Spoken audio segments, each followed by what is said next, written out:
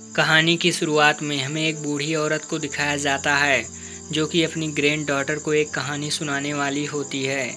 यहाँ पर वो अपनी कहानी शुरू करती है और वो बताती है कि एक शहर में एक लड़की रहा करती थी और सेलिंग का काम करती थी, यानी कि वो एक सेलर होती है और घर घर जाकर अपनी चीज़ों को सेल करती थी। और जब वो वापस जाकर अपनी कार में बैठती है तो उसे कार के मिरर में एक आलीशान बंगला दिखाई देता है, जिसके बाद वो लेडी वहां पर पहुंच जाती है और उसे वह जगह बहुत ही पसंद आती है और उसे वहां का गार्डन तो बहुत ही ज़्यादा पसंद आता है।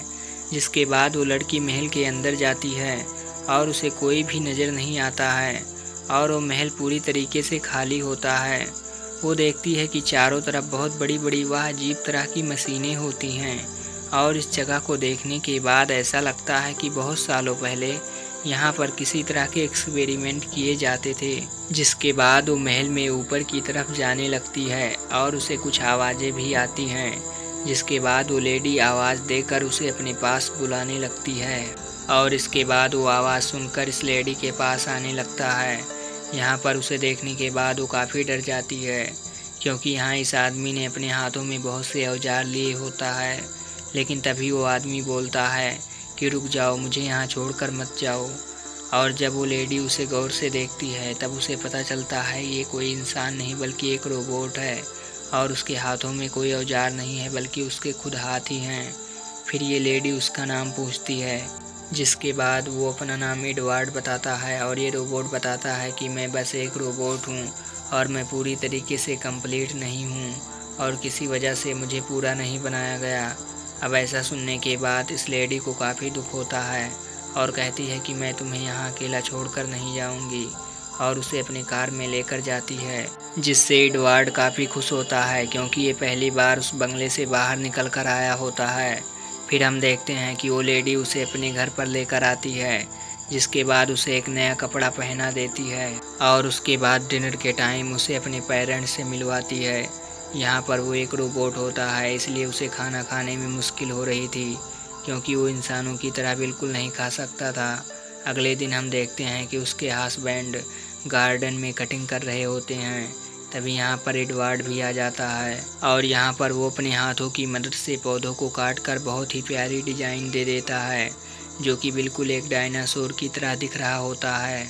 और ऐसा देखकर उस लेडी के हस्बैंड को बहुत ही ज़्यादा हैरानी होती है और एडवर्ड पूरी फैमिली का स्ट्रक्चर भी पेड़ पौधों में बना देता है और ऐसा देखने पर सब काफ़ी खुश होते हैं। और यहाँ के आसपास के लोगों को जब पता चलता है कि उनके घर पर कोई मेहमान आया है तो सारे लोग उससे मिलने के लिए आ जाते हैं। जिसके बाद वो लेडी उन्हें डिनर पर मिलने के लिए ओके बोल देती है। अब हम देखते हैं कि जब वो लेडी रात के टाइम खाना बना रही होती है तो सब्जियों को काटने में एडवर्ड भी बहुत तेज़ी से उसकी मदद करता है। तभी हम देखते हैं कि वो लेडी एक टीन के डिब्बे को बहुत ही खोलने की कोशिश कर रही होती है और उसको देखने के बाद एडवर्ड को एक फ्लैशबैक याद आता है जहाँ पर वो रहता था और उस बंगले की याद आती है। यहाँ पर हमें एक साइंटिस्ट को दिखाया जाता है जो अपनी मशीनों पर कुछ एक्सपेरिमेंट कर रहा होता है और इसी से हमें यहाँ पर पता लगता है कि अनकम्प्लीटेड रोबोट और कोई नहीं बल्कि यही एडवर्ड है। और एक किताब की मदद से उस साइंटिस्ट ने उसे इंसानों जैसा रोबोट बनाया था और उसके अंदर इंसानों जैसी फीलिंग है, क्योंकि वो साइंटिस्ट चाहता था कि मैं रोबोट नहीं बल्कि एक इंसान बनाऊं। इसलिए उस साइंटिस्ट ने उसे एक इंसानों जैसी फीलिंग्स दी थी। बस वो अपने हाथों को इस्तेमाल नहीं कर सकता था, केवल वो हर चीज़ों को काटने में माहिर होता है। फिर हम देखते हैं कि वो साइंटिस्ट उसे इंसानों जैसा हाथ देने वाला होता है।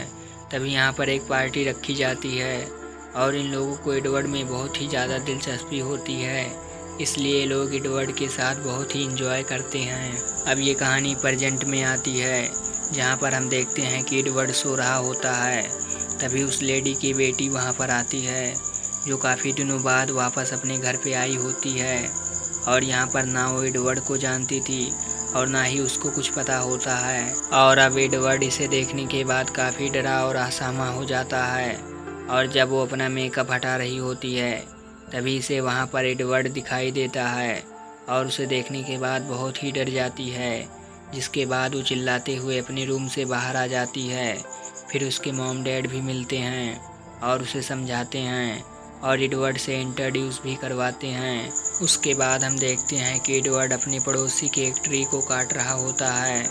तभी वहाँ पर उनका डॉगी भी आ जाता है और हम देखते हैं कि एडवर्ड उस डॉगी के बाल को भी काटना शुरू कर देता है और उस डॉगी को एक बहुत ही प्यारा डिज़ाइन दे देता है।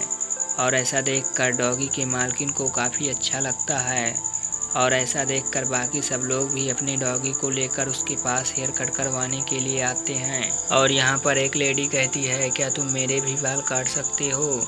जिसके बाद एडवर्ड उस लेडी के बाल भी कट कर देता है। उसके बाद आसपास के सभी लेडी उसके पास हेयर कट करवाने आ जाती हैं। उसके बाद हम देखते हैं कि एडवर्ड के दिमाग में बस एक ही चीज़ चल रही होती है, वह यह कि उसकी बेटी किम, जिसे अब वो बहुत लाइक करने लगा था और यहाँ पर उसे बहुत ही चाहने लगता है, जिसकी वजह से एडवर्ड को उससे मोहब्बत हो जाती है। लेकिन इस वजह से जो किम का एक दोस्त होता है उसे बहुत ही ज़्यादा जलन होती है। तो दोस्तों आज के लिए इतना ही। अगर आप इसका नेक्स्ट पार्ट देखना चाहते हैं तो हमें कमेंट में ज़रूर बताना। Take care.